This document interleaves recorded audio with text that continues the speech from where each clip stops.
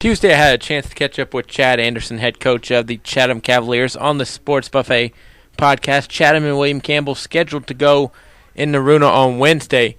We'll see how weather plays with that. Coach Anderson talks about his team to this point, as well as just some general baseball, and the new challenges of coaching, being a first-time dad during the season as well. Chad Anderson on the Sports Buffet podcast. Sports Buffet podcast always loves to catch up with Chad Anderson, head coach of the Chatham Cavaliers. Chatham on top of the Dogwood District, nothing new to a lot of people in terms of hearing that. But, Coach, I know you guys just don't take it for granted to where you're going to be at the top every year without some hard work. Talk about that pressure first off of everybody. I think expects you guys year in, year out to be at the top with very few losses. And if you have some losses, they're like, what's wrong? But talk about that pressure.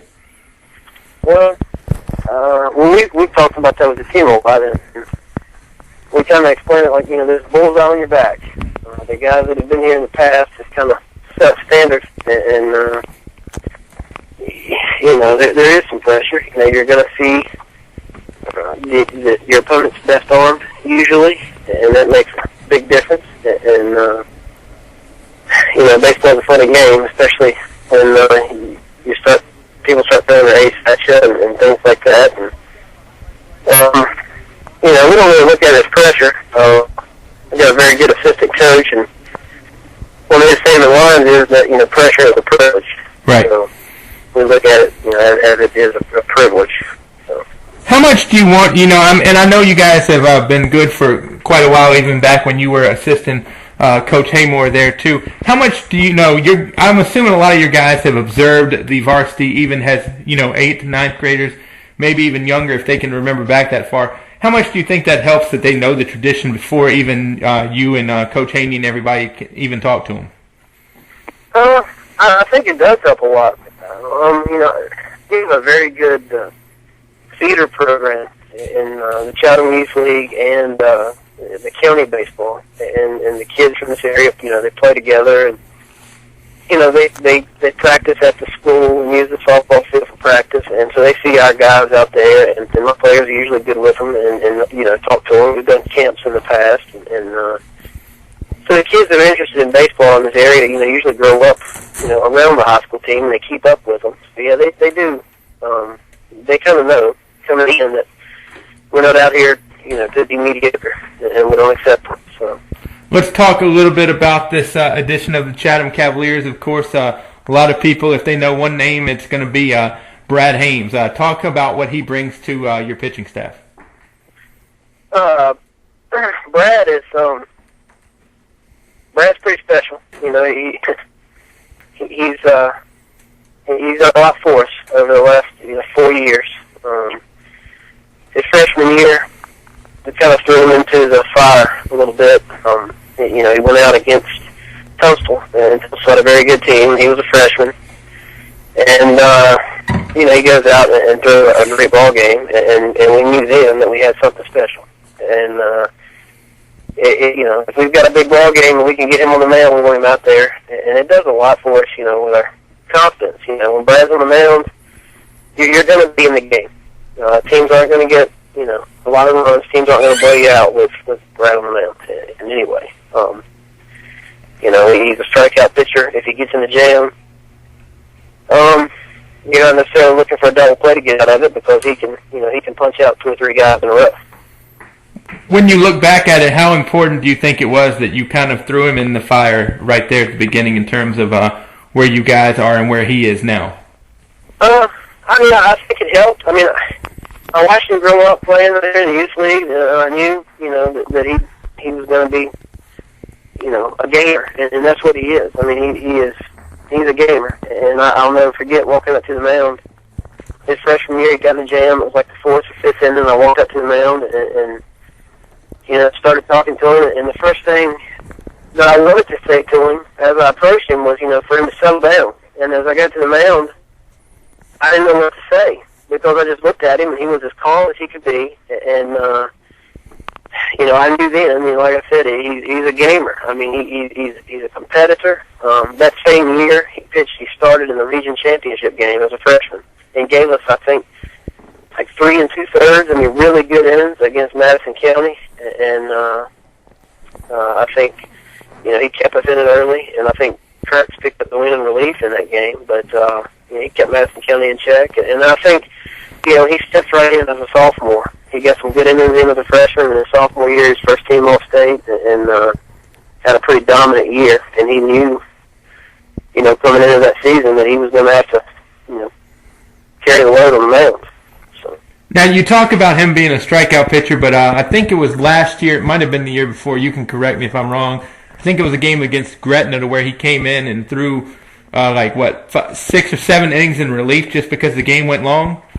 Yeah, actually, it was a 14-inning game. Right. And I think he came in, I don't know, he used 3 different pitchers in that game. Brad didn't start. He came in relief, and he struck out 20. Right. And it was in 8 innings, I think. He threw he threw 8 innings, and he kept his pitch count down and was able to go 8 innings for us. And he wound up striking out 20. It's pretty. When he's on, it's fun to watch. You're glad he's up there on your side wearing your jersey. Absolutely, and you didn't even have to really rest him per se more than you would have normally if he had started, right? Coming back, or do you remember? Well, after that many pitches, he his next start would have been, he would have been on full rest. Right. But no, Brad is a guy that can bounce back on short rest and has actually thrown better on short rest in the past. But you try not to do things like that. He's possibly got a future. He's going to pitch in college somewhere, and I'm not going to run out there every day and ruin his arm. Right. Well, no, I guess what my point was, though, is, you talk about him being a strikeout pitcher, and I think a lot of times when people hear the term strikeout pitcher, they think power pitcher, but if you can throw him for 8 innings or whatever it was that game, it almost sounds like it's almost a rubbery arm strikeout pitcher. Oh, yeah. Well, Brad gets better as he goes. Right. I think that's a known fact. I'm not giving away any secrets. Brad gets better, the more he's out there, the better he is. So yeah, he is. Rubber arm is a good way to describe him. But he threw 8 innings this year, threw 103 pitches against Appomattox in 8 innings, and was better in the 6th, 7th, and 8th than he was, in the 1st through the 5th innings. So. When you look at the district this season, what have been your impressions of the district as a whole and some other teams? It's been tough. It's been really tough. Our district is it's solid from top to bottom. Any team can beat another team on any given day. A good example of that is Nelson County, and if you look at them record-wise, I think they've got 1 win. But if you look at the scores of their games, they've been in every game they've had this year. And Dan River beat us to win first place, and they've got a good team. Alta Vista. Anytime Adams can hurt you on the mound, he can hurt you at shortstop, and he can definitely hurt you swinging the bat. Appomattox is a very good high school baseball team. They've got 3 good arms. They run well as a team. They swing the bat well. And then William Campbell's very, very solid. And Gretna gave us a scare. The last time we played them Friday night, they've got some arms they can run at you. They've got guys that can lead the yard and give them a lead at any moment. So. And what I was going to say too, I know the region does their tournament a little bit differently now in terms of, with you guys being split Division I, Division II. So that first game of the Dogwood District Tournament, I don't know if it's as important or it's still important, but I don't know if it's as important or less important or whatever. But it seems like everybody has got that one guy that they can go out that would scare the bejesus out of a ton of people in the region. Forget the district, but it would scare people in the region, with Gretna having Osborne, with Alta Vista having Adams, you guys having Hames, talk about everybody having that one solid Caruso with Appomattox. Everybody's got that one guy, it seems like, that can, throw maybe a one-hitter every day, it seems like. Right. Yeah, and that's the thing. I mean, single elimination baseball, it's tough. I mean, and for that reason, because, one arm can shut you down. And there's no other way to do it. In high school, you can't use it. It'd be tough to have a double elimination tournament or anything like that. But, that's the thing. Right now, I think if the season ended today, I think we would play Appomattox in the first round of the region tournament, and probably be facing Caruso, and that's not exactly the setup that any team wants. First round of the region tournament. Right, he's not going to Longwood by accident. Exactly. The kid can pitch, and they can throw Perkins at you, and he can pitch, and then his number 3 on him is Hammer, and we played a 10-inning game with him this year, and he shut us down for 4 innings, I believe. So. Talk about some other people that might stand out for you guys if people came to watch the Cavaliers in action.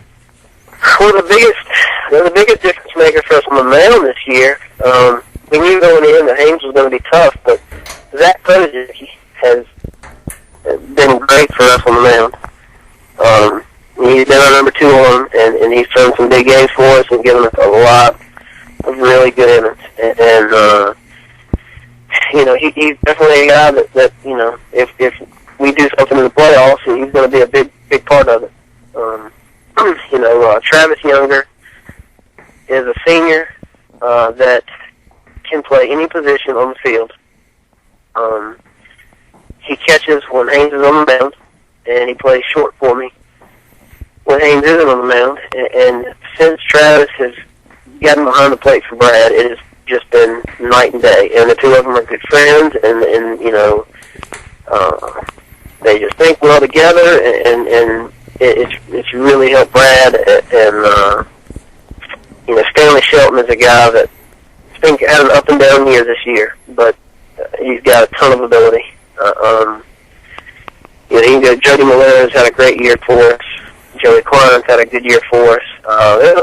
Top to bottom, our team's pretty balanced. And different guys carry the load, each day. Nathan East, has had some really good at-bats for us this year and driven in some runs and hit some homers has been big moments for us. So, defensively, Troy Walker's done a great job for us, playing second, playing shortstop, and I've been really pleased with the balance and the depth of our team, top to bottom. And I think that's why a big reason, we're in first place right now with 2 district games to go is because it's a team effort. I think we've touched on this before in previous interviews in the past. I think a lot of high schools have coaches who have played college baseball, and maybe even in like your situation, they have a head and an assistant coach who both played college baseball, but they might not run their program as advanced. Talk about, running your program, I don't want to say like a college program, but having more college tendencies in it than not, just to keep that success level going, if you get what I'm saying.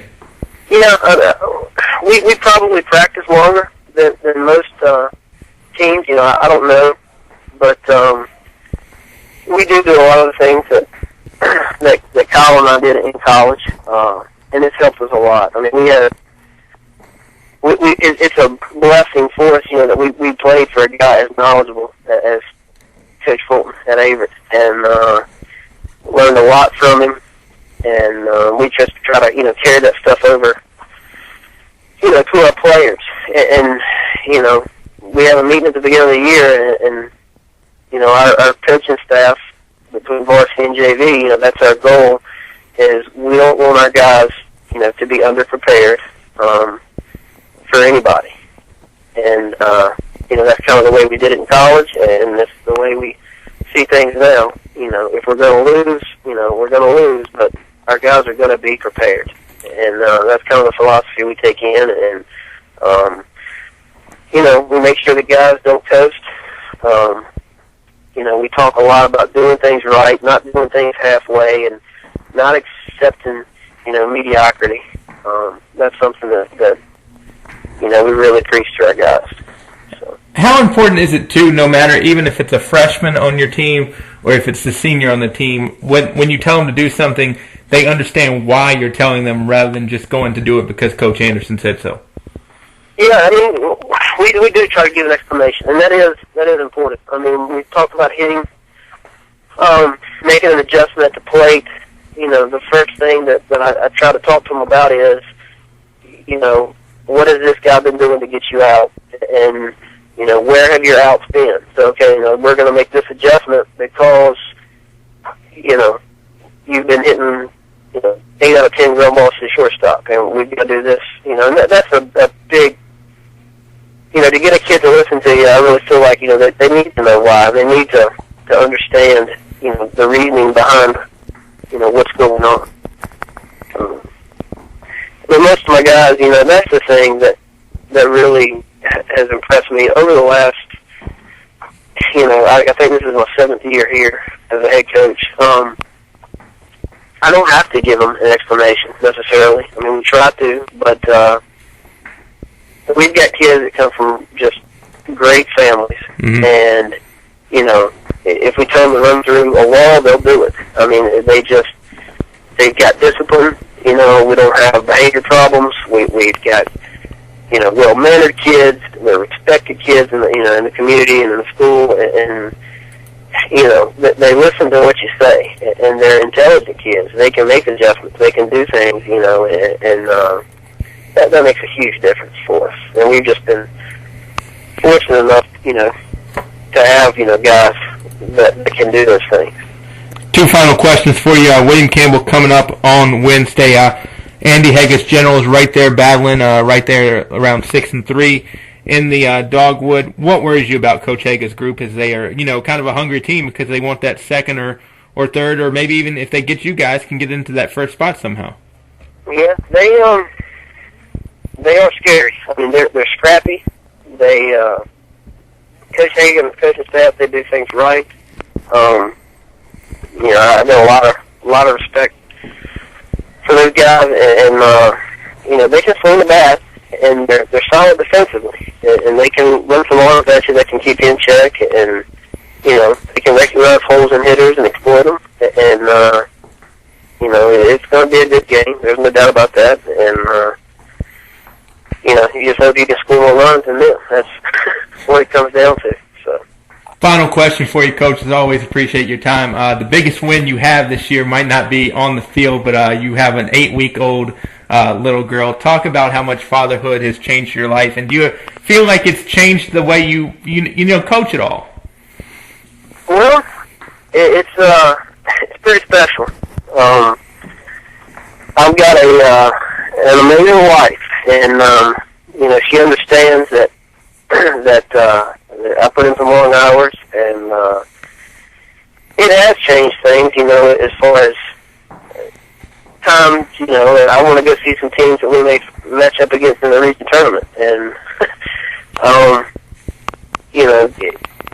I'm going to do it, but, so it makes things a little bit tougher just because, I don't get to spend a lot of time with, Lily, so, instead of going to see it 3 or 4 times, I may go once. Right. And it's just it's amazing. I never thought that she'd have me wrapped around the finger at 8 weeks old, but there's no doubt that she does.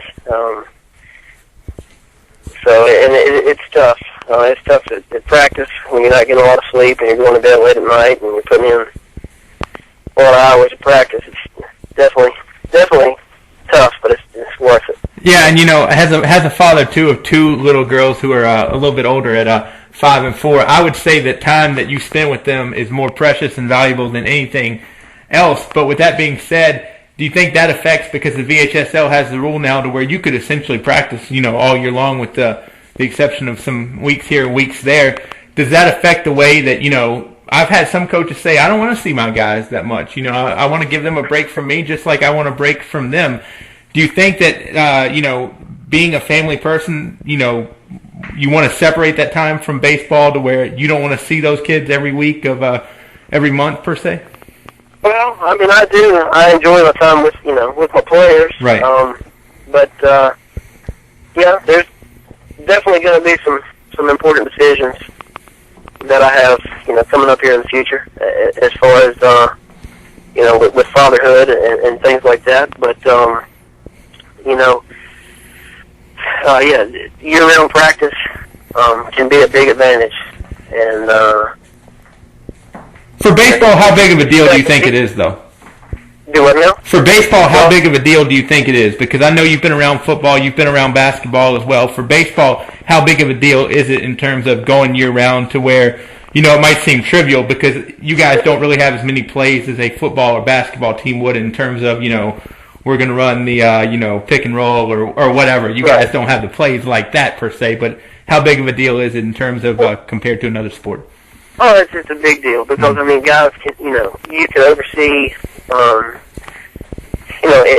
example, a long toss program and bullpens in the off season, and you can make adjustments with hitters. I mean, you can overhaul a kid's swing in the fall and have him ready for the spring instead of having 2 weeks prior to your first game trying to teach a kid. Because I mean, with 2 weeks of practice, basically you can take a kid and make some small adjustments, but you've got to get him game ready, and you can't change a lot, whether it's pitching mechanics or hitting mechanics, building arm strength, whether it's to get stronger, and also to prevent injuries. That's the biggest thing, for a pitcher.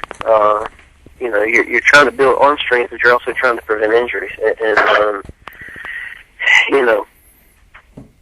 knock on wood, we've been pretty successful with that and been fortunate in the past. But this year, we have a little more hands-on approach, this winter. And the guys came out and worked hard, and, it does make a big difference. I mean, a guy can get out and take batting practice year-round, he's going to become a better hitter. Right. Whether his mechanics are good or bad or whatever. I mean, whatever you do and you repeat it, you're going to get better. Well, Coach, definitely appreciate your time. Best of luck against William Campbell in the Dogwood, and hopefully be on, and we'll talk to you very soon. Thanks a lot, Bob. Chad Anderson on the Sports Buffet.